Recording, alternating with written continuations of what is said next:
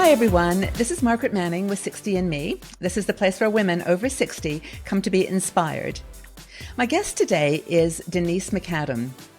With 40 years experience, Denise is one of the best hairdressers in the UK. She has been breaking ground with hairdressing since she was 21 years old, and really was one of the first woman to be a celebrity stylist, celebrity and royal stylist. She has a royal warrant, which means that she works with the royal family and in the UK. And then she's got lots of clients who, actresses, celebrities, and we'll talk about that later, but lots of people.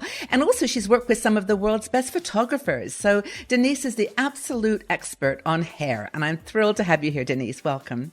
Yeah, thank you for inviting me. It's great to talk to the community of 60 and Me. Thank you. Well, 60 and Me, about 100,000 women over 60, and we love our hair. But as you get older, and we've talked about this in some other videos, it gets thinner, it gets a little bit grayer, and the decision really becomes, I had hair down to my waist when I was in high school, literally, used to iron it. And, as I've got older, it's got shorter and shorter, and I've tried it mid-length, short, but that's the question. Let's talk about today, short hair. Short hairstyles for women. And I think there's some categories you could probably give to us, bobs versus pixies versus shaggy, layered. But give us your kind of breakdown of the short hair categories. Yeah, there's some great, I always like the word pixie is a great word, but I like the word gamine a little bit more because gamine. Gamine's a little bit more pixie je ne sais quoi to it. Yes. And I think that with short hair, I think as long as you keep a little bit of height, which is important, so you still have a glamour element. And if you think of well, Jane Judi Dench, for example, she has a pixie gamine. If you think of Jane Judi Dench, she's got a kind of gamine style feel, a bit like Mia Farrow had years ago. Yes, being younger, it was kind of flatter. It's elements of the kind of twiggy that we remember. Yes. But and then you think of Audrey Hepburn, although her hair was longer, it was in that kind of short ilk. So it's always and the fringe is soft and kind of wispy, shorter in the ears, where it's kind of it's short around the ears, but it's a softness. There's a softness to it, and that's vital. Yes. It's a soft edge, because the minute you put in a harsh edge or you razor up the back, it's very masculine, and I think it's not. It loses its femininity. So it's important to still stay feminine, glamorous, and a little bit jaunty in a sense. So you're still a little bit, there's still that strong twinkle in your eye, which I think is important. So, we want to be taken as seriously as, if I think of another short hairstyle, much more power cut, which would be, sorry about this. Well, you mean a bob, like a very short bob? No, a short, the women you just mentioned. Oh, Susie Orman.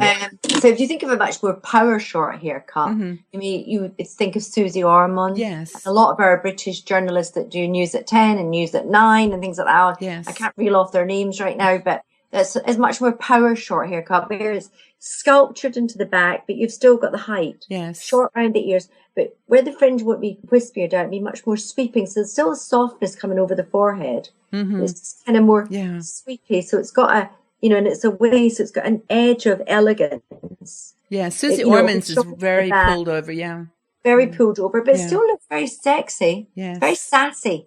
So it's much more sassy. So one's a bit more gamine, one's a bit more sassy, but they're still both short hair. The difference is one is short layers and one is longer layers. Yes. So it's almost like a in a sense of a bobbed style. So then you go into the next scenario, which is kind of chin length, shoulder length, where you may, like Jane Fonda, when it was very layered and short. Yes. So the sculpture's short and it's short layers. And when you're drying it, you're just whizzing the layers out, flicking them. Flicking it out, you'll just be using, brushes that just kind of catch the edges of the hair. I'll do it with this brush. You just catch the edges. So it's much more, you'll have a short fringe, but it'll be much more body and flicky, which looks great with colour. So those are layers though, right? I mean, Jane Fonda's hair, for example, it's very layered. Yeah. There's a lot of people I can think with hairstyles that do that I can't think of names right now, but it's quite a kind of, I can't think of an actress. I No, mean, Meg Ryan had her hair like that for a long yes, time. exactly. That kind of Meg Ryan-y feel, which it always looks great. It's kind of soft, bit of a fringe, but you've got hair. You've got hair, but it's short. So it's short layered, but it moves. Yeah. You still move. You can push it. Yeah. You can still move it slightly, which I think feels quite good. I think it always feels nice if you can tuck it behind your ears, because you can kind of do that mystery. It's like young girls when they constantly do it. As you get older, you can just kind of do that. So it's a bit more flirtatious, much more flirtatious. And I think it's important to stay flirtatious just for yourself, not just to the male world. I mean, to you, to whoever, your girlfriend. When you go out with your girlfriend, you want to feel all kind of happy and jaunty. Well, it's sort of mysterious. It's like you've got something secret, and you're kind of and you're a complex person. You're a complex woman. Absolutely. I think that's great. Then you might go into the kind of bob style shapes. Yes. Now you could be a bob like yourself, which is much more one length, maybe a little bit short at the back, because short at the back gives a great profile. Mm-hmm. Gives a nice, because as you get older, your chin, you still, I could do with being a bit more sculptured, but some people are still lovely sculptured, but they might be a bit more jowly. Yeah. And a bit more line there. So it just gives a bit more shape at the back. Mine is a little bit shorter in the back. He did actually make it. If you have a little bit of graduation, just to give a lovely profile, because one of the things that we forget to do is really important is to get this mirror and look at the side. Yes. Always important to look at the side of your hair, so you've got that lovely shape here, and whatever's happening is happening. Do you see what I mean? Yes. It's not just nothing happening at the back. And it's women do forget about the back of their hair. And I saw recently, I was staying in a hotel. She came in looking absolutely gorgeous. Her hair was kind of layered and short and stunning and beautiful color, lovely makeup, lovely jewelry. You're like, whoa. And then she passed me. Oh my goodness. It was the black hair. I've seen that too. Thought, I have seen, whoa. And I know. You didn't wake your hair up. You have to wake your hair up in the morning. I love that, waking your hair up. There and get the hair moving, and then comb in your hairstyle. Okay. So it's important to. So with the bob, so it may be one more length. You might put a bit of colour in to soften. If you think of a Cleopatra bob, it's not going to be that as you get older, because you need it to be a bit softer. Right. So with colour or something like that. And then, Jane Seymour has still got longer hair. It's not the long hair that I used to do for Max Factor adverts and things like that. It's still long hair, but it's got softness going through it. It's got layers going through it. It's movement going through it. It's not the long hair that we worked on once upon a time, but it's like Cindy Crawford. I've traveled the world with Cindy Crawford, everywhere for Revlon and things like that. And Cindy's hair is still long, but it's long with a difference now. Yes. It was long in one length there, and we'd have, it was iconic, the height that I had on this hair. I remember that. It was a famous cover with Elle that I did, which is stunning hair. But now her hair's more layered. It looks finer now as she's got She's in her 50s as well. Yeah. But she's just had her 50th birthday, so her hair's a bit finer. It's a bit more layered. It's a bit more moving. And she's transitioning into the next stage of her life. The next decade, not trying to look like her daughter, because that's just a big no-no. Don't try to look like your daughter. Try to complement it and look as great. You still want to be her mum. I don't want to be the sister, but you want so it will be slightly different. Well, we talk about this positive aging. It's about being positive with your aging. Totally positive. So here's the thing. Enjoying it, racing it. Yeah. So we've talked about long and short, but short hair, we've got basically, you've said a couple of really important things, which is if you're going to do short hair, don't make it so masculine. You give it some softness and some lightness. So whether it's a pixie or what did you call it? A garmain? Gamine, pixie, gamine, very, very short and maybe a little spiky, or whether it's going to be a bob that's more shaped like the Susie Orman, one that we talked about, or whether it's going to be more, angular and, layered like a Jane Fonda style. So those are the three. And I guess the next question though, and final question are there face shapes that should not have short hair, that should really try to grow their hair longer?